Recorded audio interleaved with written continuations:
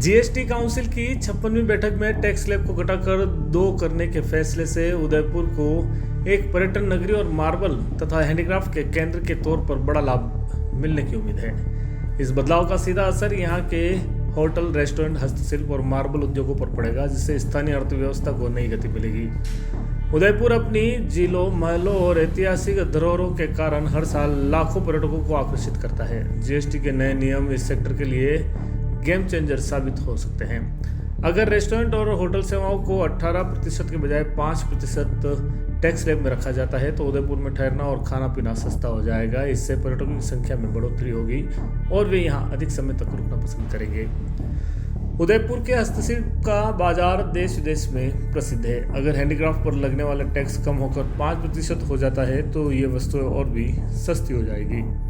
इससे स्थानीय कारीगरों को फायदा होगा और उनके उत्पादों की बिक्री बढ़ेगी। उदयपुर की मार्बल मंडी राजस्थान की सबसे बड़ी मंडियों में से एक है। जीएसटी में हुए बदलाव से यहाँ के कारोबारियों को भी राहत मिलेगी। मार्बल पर 28% की बजाय 18% टैक्स लगने से इसकी लागत कम होगी। लागत कम होने से मार्बल का व्यापार अधिक प्रतिस्पर्धी बनेगा और इसकी मांग बढ़ सकती है। सरल टैक्स ढांचे से मार्बल कारोबारियों को टैक्स नियमों का पालन करने में आसानी होगी, जिससे उनका समय और पैसा दोनों बचेगा। यह ऐतिहासिक फैसला न केवल व्यापार को सरल बनाएगा बल्कि उदयपुर के प्रमुख उद्योगों को भी नई ऊंचाइयों पर ले जाने में मदद करेगा, जिससे पूरे शहर की आर्थिक स्थिति मजबूत होगी। इसको लेकर उदयपुर के चार्टर्ड अकाउंटेंट का क्या कुछ कहना है, आप खुद भी सुनिए। नमस्कार, मैं सीए वैभव तलेसरा। जीएसटी के बारे में आपने पूछा है तो केंद्र सरकार के नेक्स्ट जनरेशन जीएसटी रिफॉर्म की शुरुआत हो गई है। कल केंद्र सरकार ने जीएसटी काउंसिल की मीटिंग में बहुत ही सुधार प्रस्तावित किए हैं। ये सभी सुधार आम जनता को जीवन को बहुत ही आसान और सरल बनाने, आत्मनिर्भर भारत की निर्माण की दिशा में एक बहुत बड़ा कदम होगा। हम सभी जानते हैं कि जीएसटी का मकसद शुरू से ही कर प्रणाली को सरल बनाने पर था और सभी को एक समान कर देना पड़े, उसके लिए जीएसटी की शुरुआत की गई थी। अब नेक्स्ट जनरेशन जीएसटी सुधार जो केंद्र सरकार लेके आई है, इसके तहत और भी ज़्यादा से ज़्यादा फायदे आम जनता को मिलेंगे। इन सुधारों के तहत दैनिक उपयोग की आवश्यक वस्तुएं काफ़ी सस्ती कर दी गई हैं, जैसे कि शैम्पू, टूथपेस्ट, साबुन, मक्खन, घी, पनीर, नाश्ते की चीज़ें और बर्तन, कपड़े जैसे सामानों पर कर की दरों को व्यापक रूप से घटाया गया है। इससे आम परिवारों में खर्चों में कमी आएगी और उनकी आर्थिक स्थिति मजबूत होगी। साथ ही किसानों और कृषि क्षेत्र के लिए भी कई ज़रूरी वस्तुओं जैसे कि ट्रैक्टर के टायर, कीटनाशक, सिंचाई उपकरण की करों में व्यापक कमी की गई है। ये बदलाव किसानों की आय बढ़ाने में बहुत सहायक होंगे और कृषि के क्षेत्र में बहुत ही उन्नत विकास की तरफ भारत को लेके जाएंगे। यह सुधार पूरी तरह से आपके और हमारे जीवन में खुशहाली लाने और देश को मजबूत बनाने के प्रयास के तहत किए गए हैं। जब रोज़मर्रा की वस्तुओं की कीमतें कम होती हैं तो हर किसी के जेब पर उसका भार कम पड़ता है, टैक्स का भार कम पड़ता है, तो उससे उनको जीवन में आगे बड़ा फ़ायदा होगा। अंत में मैं यही कहना चाहूँगा कि जीएसटी सुधारों के तहत केंद्र सरकार ने एक बहुत ही बड़ा कदम उठाया है, जो हमारे देश को समृद्धि और विकास की तरफ आगे ले जाएगा और एक ऐतिहासिक कदम है। हमें इसका समर्थन करना चाहिए और इसका लाभ उठाते हुए मेक इन इंडिया के तहत भारतीय कंपनियों के उत्पादों को प्रोत्साहित करना चाहिए और ज़्यादा से ज़्यादा भारतीय कंपनियों के उत्पाद हमें खरीदने चाहिए। अंत में आप सभी को मेरी तरफ से भी दीपावली की अग्रिम शुभकामनाएं। जैसे कि केंद्र सरकार ने आपको एक तोहफा दिया है दिवाली से पहले, उसी तरह से मैं भी आपको शुभकामनाएं देता हूँ। धन्यवाद। नमस्ते दोस्तों, जीएसटी की दरों में सरकार द्वारा परिवर्तन किया गया है। इस हेतु मैं एडवोकेट शालीन व्यास आपके समक्ष प्रस्तुत हुआ हूँ इसकी व्याख्या हेतु। अनुच्छेद 265 संविधान का स्पष्ट रूप से कहता है कि कोई भी कर तब तक नहीं लगाया जा सकता जबकि विधि के अंदर उसका प्रावधान ना हो। जीएसटी को 101वें संविधान संशोधन अधिनियम के तहत लाया गया, जिसके तहत बाकी के जो कर थे उनको हटा के एक कर जो कि जीएसटी है इसको लागू किया गया।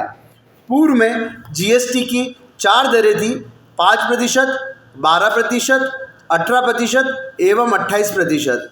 सरकार ने अब मुख्यतः 5% और 18% की दरें रखी है, बाकी दरों को ख़त्म कर दिया गया है। परंतु ये चीज़ ध्यान रखने लायक है कि ज्वेलरी पे जो टैक्स लग रहा था 0.25 से लेके 3%, इसमें कोई भी परिवर्तन नहीं किया गया है।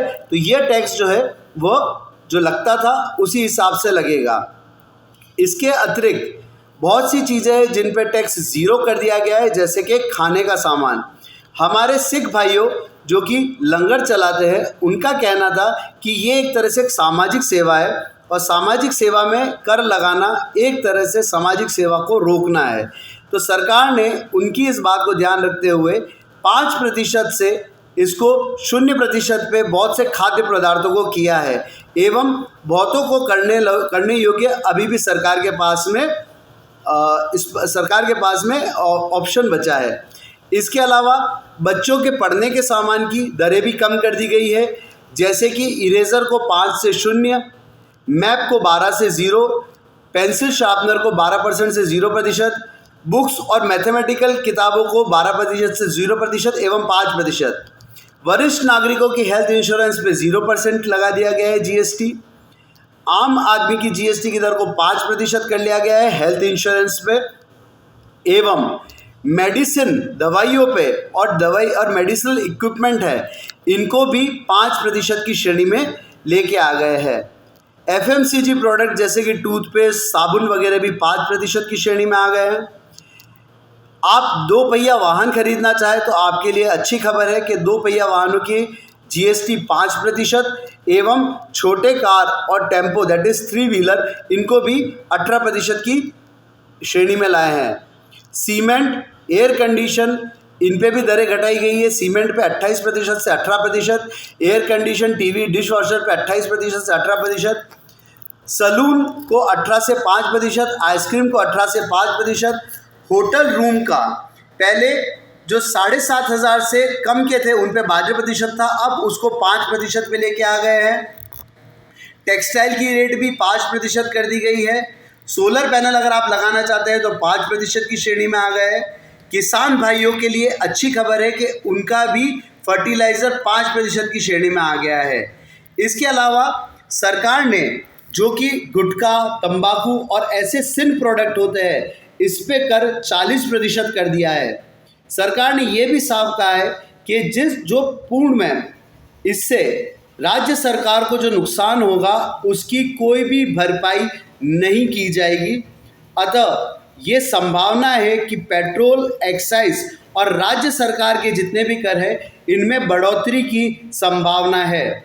आप अगर ईवी व्हीकल खरीदना चाहते हैं तो ईवी व्हीकल की बैटरियों की रेटें जीएसटी में पूर्व में जो 28% थी उसको 18% कर दिया गया है और हेडिंग 8,507 में डाल दिया गया है। इसी के साथ आप सभी का धन्यवाद। भारत माता की जय। एडवोकेट शालीन व्यास। अगर आप भी राजस्थानी व्यंजनों के स्वाद के दीवाने हैं और जेब को भी हल्का रखना चाहते हैं तो आपके लिए माली कॉलोनी में हनुमान मंदिर के पास खुल गया है कोठी दाल बाटी एंड पंजाबी रेस्टोरेंट। जी हाँ, कोठी रेस्टोरेंट पर आपको मिलेगा स्वादिष्ट खाना, वो भी बिल्कुल वाजिब दाम पर। हमारे यहाँ दाल बाटी के अलावा राजस्थानी और पंजाबी थाली भी मिल जाएगी। एक साथ 150 लोगों के बैठने की व्यवस्था, विशाल पार्किंग के साथ पार्सल सुविधा भी उपलब्ध है। तो आज ही आइए और आनंद उठाइए घी में डूबी हुई बाटी, दाल, चटनी, सलाद और ठंडी छाछ का मजा लीजिए, वो भी मात्र 80 रुपए में। इसके साथ ही यहाँ पर स्वादिष्ट राजस्थानी थाली और पंजाबी थाली का आनंद भी लिया जा सकता है। कोठी रेस्टोरेंट एंड दाल बाटी 9828272010 734045011181।